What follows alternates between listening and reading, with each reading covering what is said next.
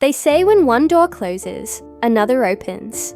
But no one ever warns you that the new door might lead to something you never expected. Something that forces you to question everything you thought you knew about fate.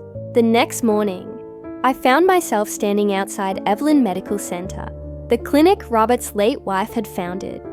The building rose tall and graceful against the Dubai skyline, glass and white stone reflecting the morning light. But despite its modern beauty, there was a soul to it. Something human, something deeply good. I stood there for a long moment, clutching my small purse, nervousness fluttering in my chest. I hadn't worked in years. Back home, I'd been a teacher. My days had been filled with lesson plans, children's laughter, and small victories that rarely made headlines, but shaped lives nonetheless. But this was different. This was Robert's world, structured, polished, full of people who belonged, and me. I was just a woman who had been left on the side of the road. Farah! I turned at the sound of Robert's voice. He walked toward me across the parking lot, dressed impeccably in a grey suit. His expression calm, yet warm.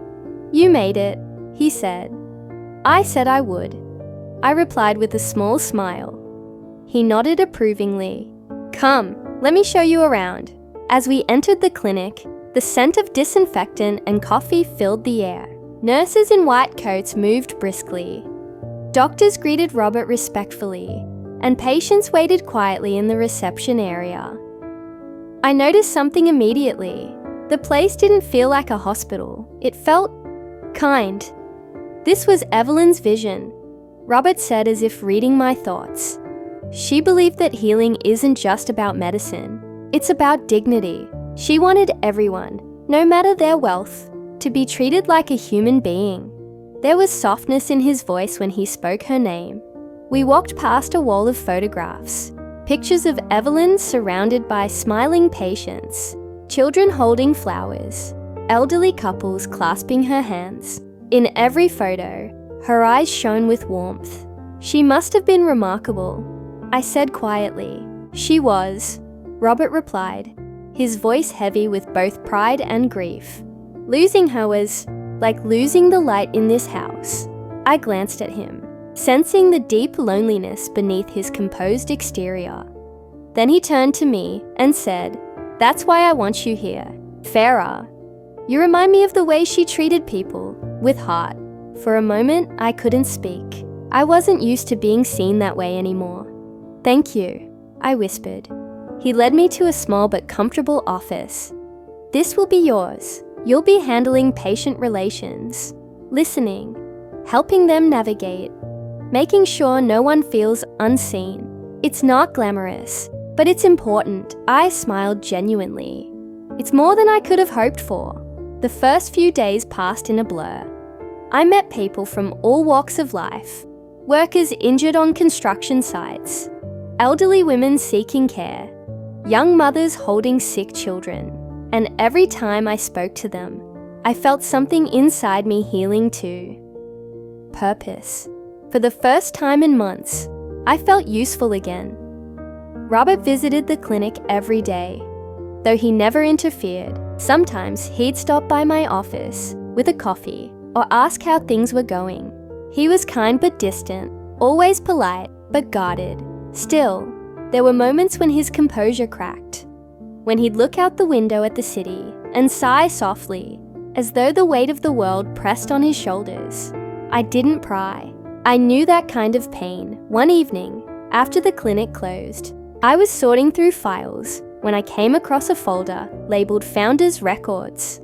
I wasn't snooping, just organizing, but when I opened it, something made my breath catch. There, among old photos of the clinic's early days, was a picture of Evelyn standing beside a younger woman. The woman's face was partly turned, laughing, but something about her seemed oddly familiar. Her eyes, her smile. I leaned closer. No, it couldn't be. The resemblance was subtle, but unmistakable. She looked like my daughter, Aisha. For a moment, I thought my eyes were playing tricks on me. I took the photo closer to the light. The woman beside Evelyn had darker hair, softer features. But there was something in her expression, something defiant and self-assured, that was exactly like Aisha.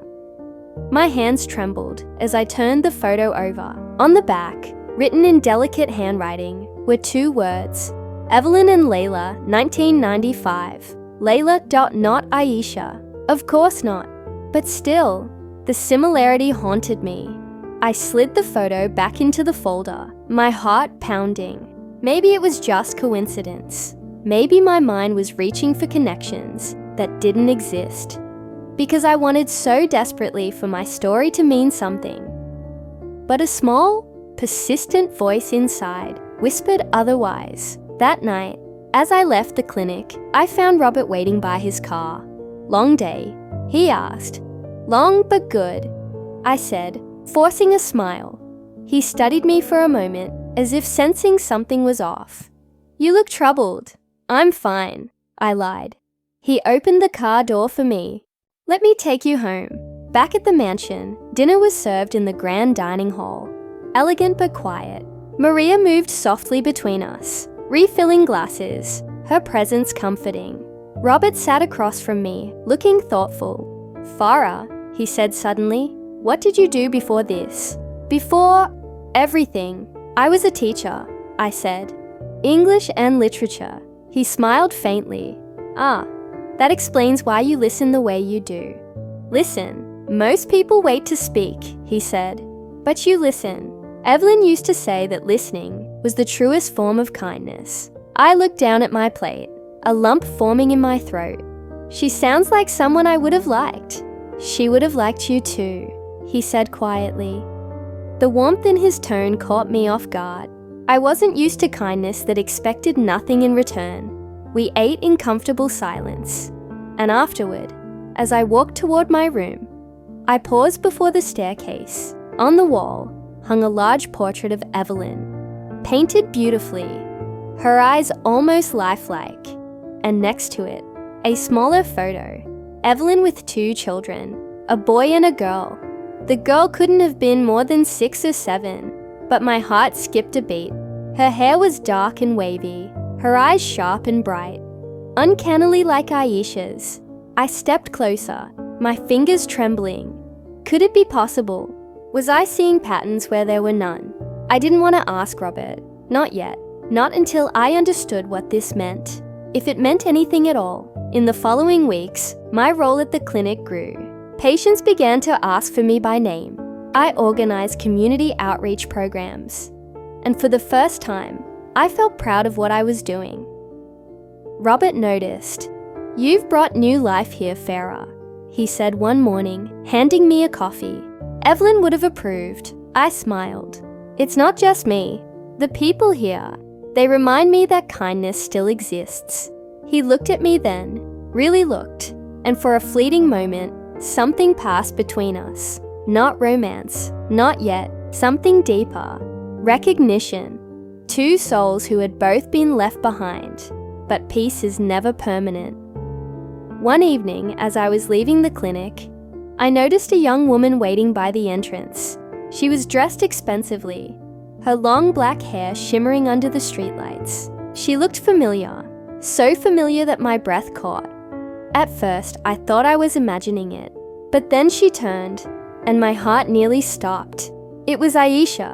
She looked at me, eyes wide in disbelief. "Mom?"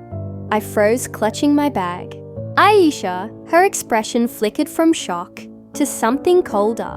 Guilt, maybe, or anger. "What are you doing here?" "I could ask you the same thing," I whispered. She crossed her arms. "I work here. As a junior analyst." My world tilted. "You, what?" "I was hired last month," she said quickly. "Why are you here? Who brought you?" Before I could answer, a familiar voice came from behind us.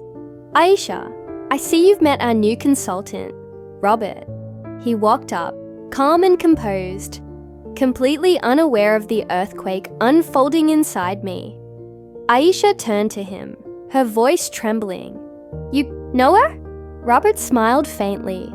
"Of course, she's part of the team now. She's been invaluable to the clinic." Aisha's face drained of color. She looked at me again, really looked. And for the first time since she'd left me, she didn't look superior. She looked small. "Mom," she whispered, her voice breaking. But I didn't answer. I just looked at her, the daughter who'd abandoned me, now standing in the very place where my new life had begun. Fate, it seemed, wasn't done with either of us.